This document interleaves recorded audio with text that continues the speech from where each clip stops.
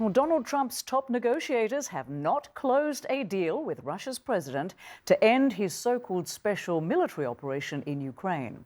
U.S. Special Envoy Steve Witkoff and Trump's son-in-law Jared Kushner sat with Russian President Vladimir Putin in a meeting that lasted nearly 5 hours.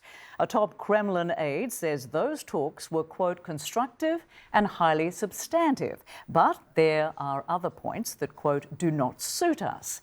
Putin appears to be accusing Europe of altering the Trump administration's original 28-point peace plan. That proposal had been criticized for appearing to favor Russia. He also said this. We are not planning to go to war with Europe. I have already spoken about this 100 times. But if Europe suddenly wants to go to war with us and starts, we are ready right now. Well, shortly after the meeting ended, a top Russian official posted a single word on social media: productive, punctuated by a dove and an olive branch emoji. Well, CNN's Salma Abdelaziz joins us now live from London. Salma, no deal, perhaps no surprise there, but what comes next and what more are you learning about these talks? Nearly 5 hours. Nearly 5 hours of talks described as substantive by the Russians, but no compromise, no deal. Now, I do want to say that we have no readout from the American side as to how these talks progressed. From the Russian side, we are hearing positive indications, but of course, no agreement. Now, there's been a lot of concern about how the United States is handling these talks. It seems that President Trump is absolutely desperate for a deal, whereas, of course, Ukraine and its European allies in NATO are saying, hey, slow down. I want you to take a listen to what the NATO Secretary General said just before these talks were about to begin. He was doorstepped in Brussels. Take a listen.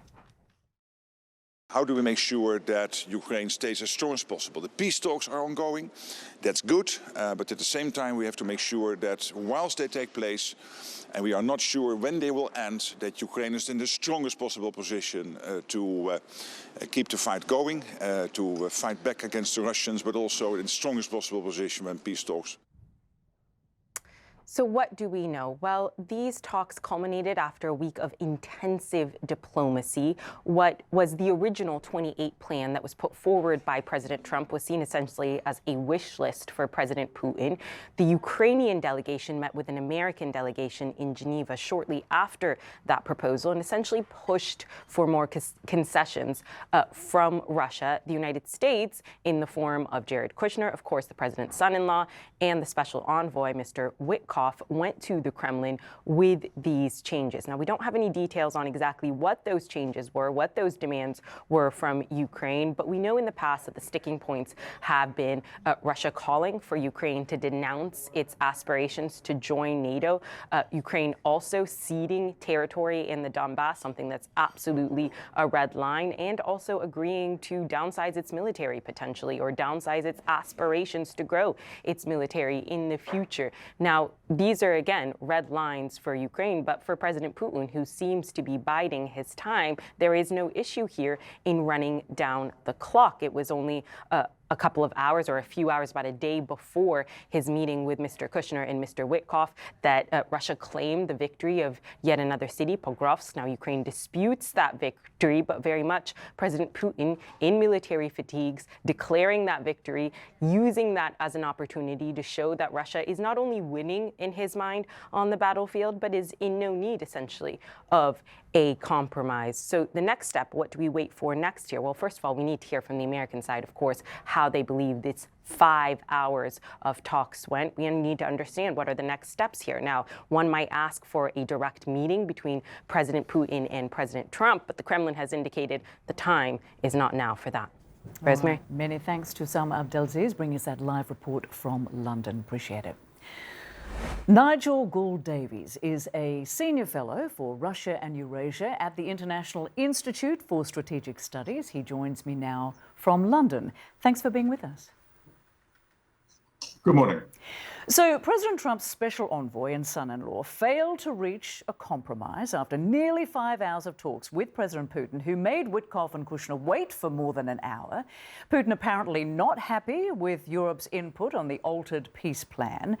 What did you make of the long talks ending in no deal, and what is Putin's message here, do you think? Well, firstly, it's possible that more has happened and more has been discussed and so far publicly disclosed. But on the basis of what we now know, it's completely unsurprising to me that these talks have failed and made no substantive progress. There has been a sort of 10 days or so of sound and fury around the 28-point plan, as your reporter was saying, and all of the diplomacy that's followed from that. But the underlying structure of the situation remains entirely unchanged. Russia's fundamental demands and ambitions to subordinate Ukraine remain fundamentally incompatible with Ukraine's continued willingness and ability to resist Russia. And for all of the talks, there's no sign of any movement for compromise on either side. So as much as anything, I think this is a way for Putin to have restated his, frankly, uncompromising positions and to try to hope that America will now impose pressure on Ukraine to make fundamental compromises. I don't think it's likely that Ukraine will do that. I'm just back from 10 days in Kiev, and while the people are weary, they still retain their determination to resist Ukraine and not make compromises that would fundamentally jeopardize their security. Why do you think U.S. Secretary of State Marco Rubio isn't present here at these talks instead of Witkoff and Kushner? And did their presence indicate this was more about business deals rather than peace deals? That's a very interesting question. And if it's a matter of the politics of the Trump administration, well, one has to sort of try to conduct some sort of White House Kremlinology, so to speak, of the different views and the degrees of influence that different factions wield. I think, and partly it's because there's an understanding that Secretary of State Rubio has, let's say, a more orthodox and traditional understanding of the extent to which Russia presents threats to Europe and to American security.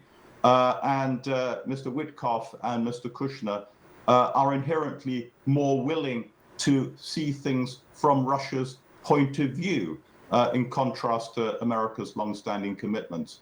To your question about the distinction between business deals and peace plans, I mean, it's worth considering whether that really is a distinction, or whether in some sense all of them are bound up together. Because I think the more that we've seen of America's peace plan emerge, and the more that reporters have sort of dug and discovered about what might be going on here, there is a really increasingly alarming sense that one of the drivers of President Trump's policy towards Russia is indeed a determination, an aspiration to reach business deals that may benefit not only America as a whole, but particular companies and individuals that enjoy some access or relationship with this White House. So, and this is something I'm not sure you've ever seen in American foreign policy before. It's geopolitics defined in terms of private corporate interests. That's a very unsettling and new development. And of course, as you point out, we'll wait to see what the next step is here. Nigel Gould-Davies, thank you so much for joining us. Appreciate it.